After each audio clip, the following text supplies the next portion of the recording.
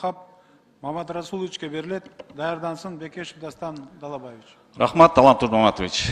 Улукбек Асамидинович, биз мына Баткен областы бизде эң өнүкпөгөн региондордун катарына кирип атат да, качан чек арада чыр болгонду эстейбиз да. 5-чи чакырылыштын депутаттары мыйзам кабыл алган.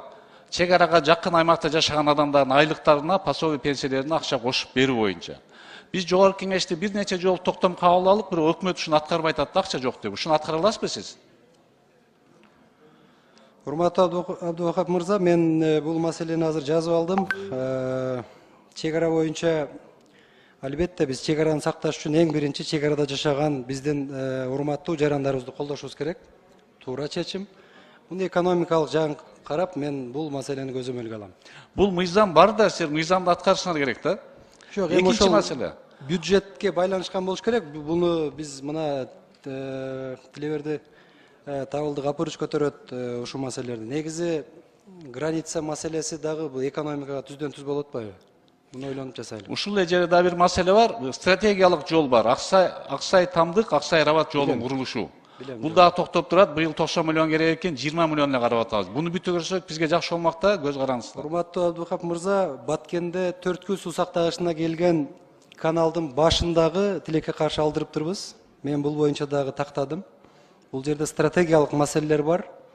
И жана айткан жол боюнча дагы биз чечишибиз керек. Анткени ал жерде бир-эки маселе бар, билесиз, жанагы анклавтар боюнча.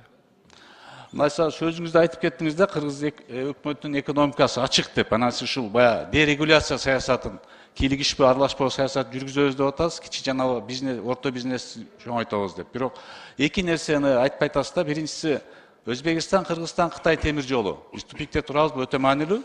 Экинчиси мына биз ачык асман мыйзамын ушул чакырышта кабыл алып бердик.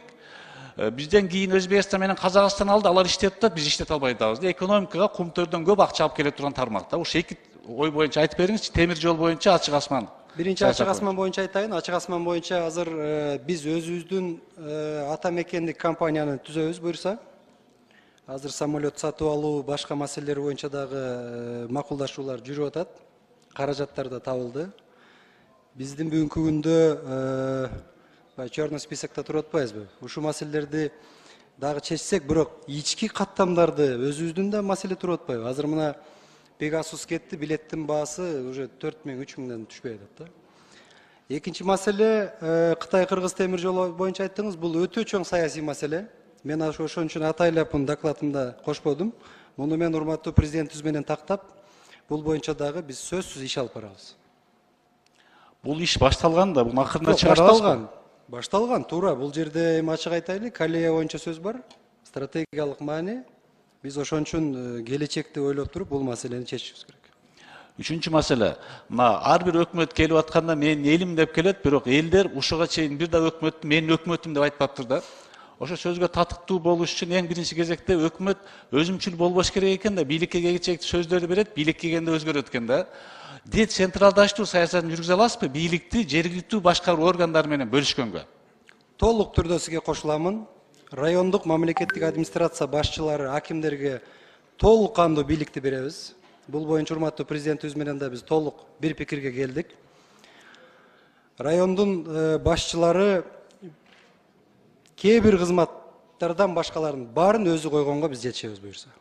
Алардын айыл өкмөттөрдү кантип дотациядан чыгарабыз?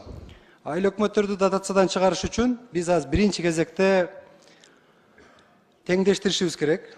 Анткени айыл өкмөттөрдүн кээ бирлери Кудайга шүгүр алдыга кетти, кээ бирлери алдыга жыла албай жатат. Ошон үчүн райондук бюджет түзүү маселеси каралат.